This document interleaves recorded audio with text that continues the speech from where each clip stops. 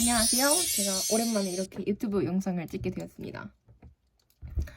약간 새벽 감성을 타고 있는 거라서 좀 말이 이상하게 나올 수 있지만 그래도 뭔가 계속 준비하고 완벽해야 된다는 생각을 하니까 오히려 영상을 찍는 시간만 늦어지더라고요. 그래서 그냥 부족하더라도 한번 제 이야기를 해보겠습니다. 오늘 이야기할 주제는 제가 5호를 결정한 이유와 이제 5월 가서 이루고 싶은 목표들에 대해서 얘기를 할 건데요. 이제 5월에 간다고 하면은 사람들이 이 주위에서 많이 그러세요. 왜 가려고 그래? 뭐 하러 가? 근데 이렇게 말씀을 하시면은 이제 제가 5월에 결정하게 된 계기는 이게 한순간의 결정이 아니라 되게 오랜 시간 고민을 해왔고 여러 가지 복합적인 이유가 있기 때문에 딱 말씀드리기 어렵더라고요. 그래서 그때는 그냥 영어 공부하러 가요, 돈 벌러 가요 이렇게 단편적으로 말씀을 드렸는데 그래도 미래의 저를 위해서 이렇게 정리해두면 좋을 것 같고 또 이제 저와 비슷한 고민을 가지신 분들에게 도움이 될까 해서 이렇게 영상을 찍게 되었습니다. 일단 첫 번째로 제가 5월을 처음 고민하고 이제 나 이거 가야겠다 한 때는 이제 고등학교 때였는데요. 이제 2학년, 3학년 이럴 때 특히 이제 3학년 때 대입을 준비하면서 여러 가지 생각이 들게 됩니다. 제가 고3 때 이제 대입을 준비를 하면서 이제 그 대학 서열 그 앞에만 따가지고 줄줄줄 외우는 그런 거 있잖아요. 그런 게 이제 제 머릿속에서 떠나질 않는 거예요. 근데 제일 웃긴 거는 제가 그런 상위 대학들을 갈 수 있는 성적은 아니었어요. 그리고 개인적으로 그만큼의 노력을 했나? 라는 것도 저 스스로한테 넌 그 정도는 아니었어 라고 말할 수 있는 것 같아요. 심지어 그때도 그 사실을 알고 있었고요. 근데 저는 그거에 집착하는 거죠. 가지 못하는 것에 대해서 스스로 힘들어하는데 중요한 건 제가 그 대학들에 가본 적도 없고 그 수업을 들어본 적도 없고 당연히 그다음에 그 대학에 가 있는 사람을 만나본 적도 없었어요. 근데 전 거기 가고 싶어 하는 거예요. 왜? 그거는 이제 제가 그 고등학교 안에 살았으니까 대입이라는 목표를 두고 있으니까 그런 건데 어떻게 보면 제가 그 고등학교 안에서 그렇게까지 집착하게 된 이유는 제가 그런 거를 계속 주입을 받았고 그렇게 세뇌가 된 거라고 좀 또 생각을 했어요. 근데 이게 너무 기괴한 거예요. 그래서 이제 그때 왜 그럼 나는 이런 기괴한 거를 생각하게 됐을까? 이 기괴한 생각을 하지 않으려면 어떻게 해야 될까라는 걸 고민을 했습니다. 그래서 결정적인 원인은 제가 생각했을 때 그거였어요. 우리나라의 학벌주의와 그다음에 직업의 귀천이 너무 크다. 세상에 직업의 귀천이 없는 나라는 없죠. 근데 대한민국이 유난히 좀 강한 게 맞는 것 같다. 그 예시를 제가 이제 여러 가지 책을 읽다가 딱 발견을 했는데요.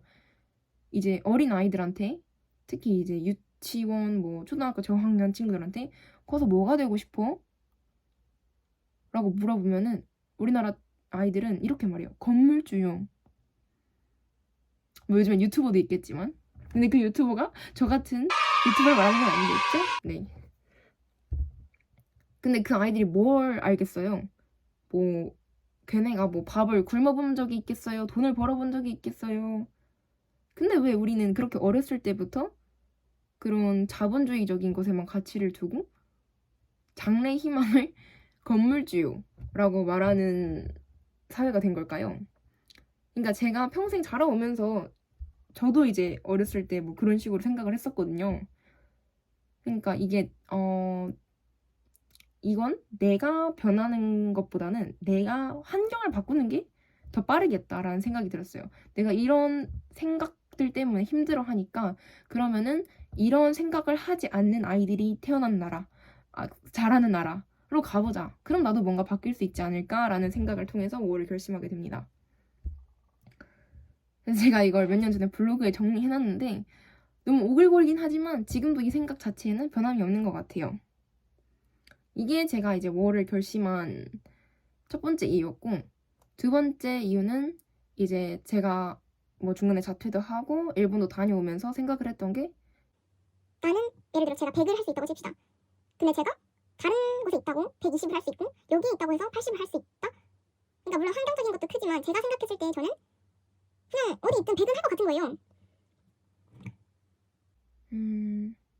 그래서 저는 이제 일본에 가기 전에는 무조건 서울로 가야 된다라는 생각을 가지고 있었는데 일본에 갔다 오고 나서 굳이 꼭 서울일 필요는 없겠구나라는 생각을 가지고 이제 지방에 있는 대학에 진학을 하게 됩니다.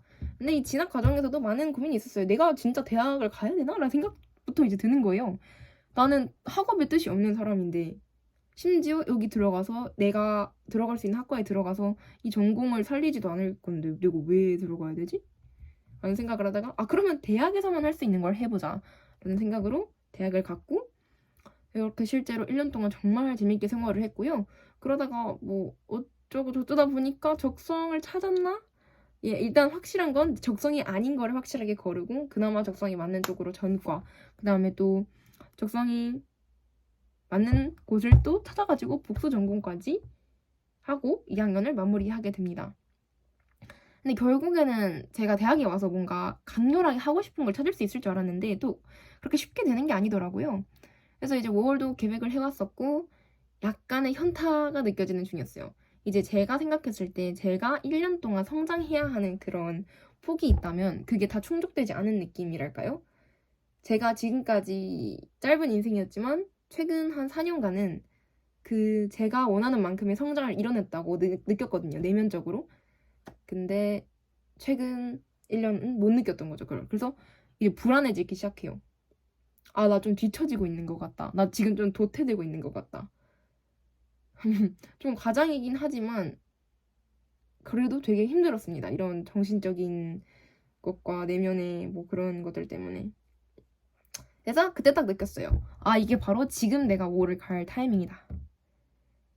그래서 저는 5월 가기 전에는 뭐 그냥 가서가 힘든 거고 가서 얻는 거지 뭐 가기 전에는 별거 있겠어 라고 생각을 했는데 가기 전에도 얻은 게 정말 많아요. 솔직히 말해서 이미 이 정도면 좀 됐나 싶을 정도로 꽤 많이 했습니다. 일단 준비하면서 얻은 것 중에 제일 커다란 건요. 내 주위에 응원해주는 사람이 이렇게 많구나.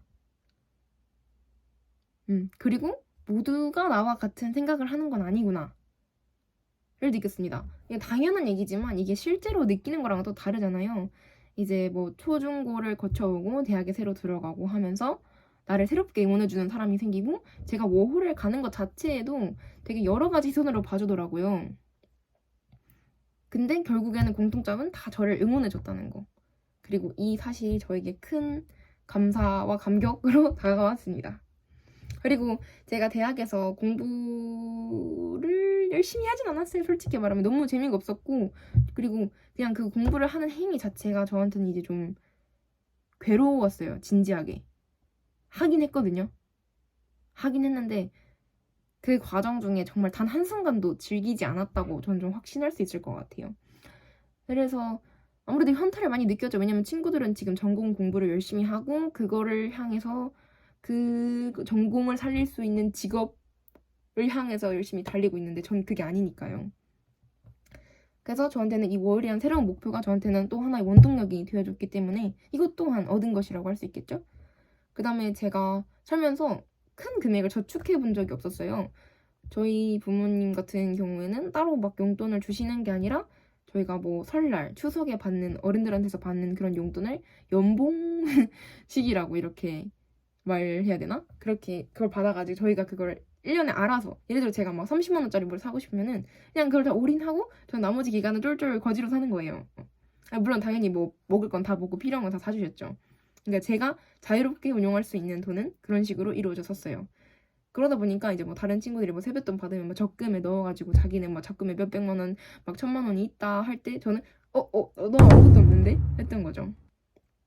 근데 그러면서 이번 워홀을 준비하면서 최소 500만 원은 필요할 거 아니에요. 그래서 이제 그 돈을 저축을 하기 시작합니다.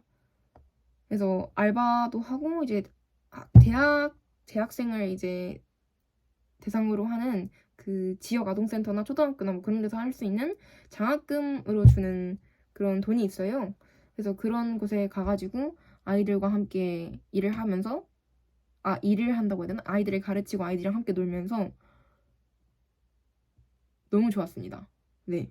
그리고 제 진짜 적성을 찾았어요. 저는 아이들이랑 노는 걸 정말 좋아하더라고요. 그냥 아이를 너무 좋아하더라고요.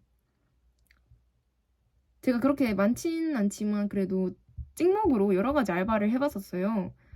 요식업 계열이긴 했지만 뭐 양식집에서 서빙도 해보고 거기서 주방일 약간 해보고 그다음에 뭐 일식집도 해보고 그다음에 이번에 하면서 카페, 베이커리 이렇게도 일을 해봤는데 물론 그런 건 다 육체적으로 좀 많이 힘든 일이긴 하죠. 아, 그리고 그 멘토링 같은 것도 했었고. 근데 아이들과 노는 게 전 그렇게 행복하더라고요. 이러면서 또 하나의 새로운 걸 발견을 한 거죠. 네, 이렇게 뭐 그다음에 알바 관련된 썰은 조금 길어가지고 나중에 풀겠지만 이렇게 저축을 하면서 아, 이게 되는구나. 나도 돈을 벌 수 있고 나도 돈을 저축할 수 있는 사람이고 그리고 처음으로 제가 그런 사회적인 경제적인 활동을 하면서 인정받고 한 사람으로서의 역할, 사회의 구성원, 부품으로서 하나로 돌아가고 있구나를 느끼면서 뭔가 자신감과 이유 없던 불안이 조금 사라지는 느낌을 받았습니다. 그리고 워홀 자체에 대한 인식도 조금 여러 가지가 들어왔어요. 주위 사람들의 반응이 항상 긍정적일 수만은 없잖아요. 이런 뭐 부모님 같은 경우에는 지원을 해주셨지만 역시 많은 걱정을 하셨고 또 이제 친구들 중에서도 약간 조금 위험하고 무모하다라고 그런 느낌도 있었고요. 또 이제 부정적으로 좀 들어가 보자면 왜 어학연수가 아닌지, 왜 교환학생이 아닌지를 이제 질문을 받았어요. 일단 왜 어학연수가 아닌지를 말씀을 드려보자면 일단 제가 앞에서 말씀드렸다시피 저는 이미 그 공부를 하는 행위 자체에 많이 지쳐있고 진절머리가 나 있어요. 별로 하지도 않았는데 왜 그런가 몰라. 아무튼 저 그냥 그런 사람인 거겠죠. 그래서 어학연수에 가면 보통 그 현지 나라에 있는 어학원에 등록을 해서 거기를 이제 등교하고 거기서 공부를 하고 하면서 이제 공부하는 거잖아요. 결국에는 좀 공부하러 가는 게 아닙니다. 어학연수? 네. 좀 싫고요. 아, 그리고 실제로 돈도 많이 들어요. 제가 지금 호주 가서 한 달간의 어학원을 계획하고 있는데요. 실제로 다닐 거고.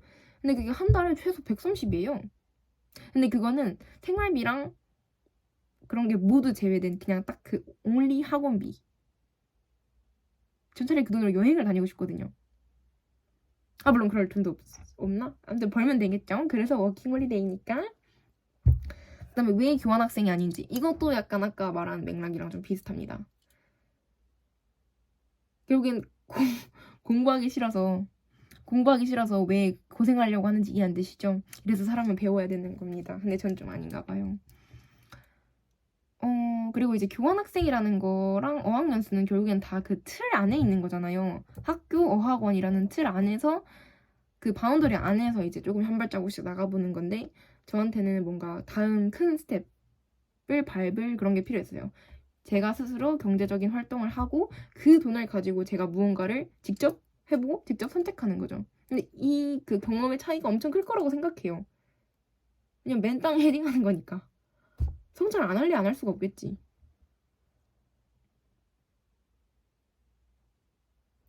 네. 그래서 결국에 제가 워홀을 가는 목표는 뭐 다른 사람 똑같이 크게 3개. 영어, 경험, 돈입니다. 근데 돈은 막 저축을 해오겠다는 건 아니고 제가 거기서 잘 먹고 잘 살 수 있을 만큼의 돈을 거기서 벌고 싶어요. 그 다음에 또 유튜브 구독자 1000명 달성하기. 아, 생각보다 워홀에 많은 관심을 가져주시고 저도 실제로 엄청 많이 찾아보고 하는데 아, 이게 뭔가 수치적으로 눈에 보이는 목표가 있으면 좋겠다라는 생각이 또 들더라고요. 그 다음에 이제 또 나에 대한 가치관을 확장시키는 거죠.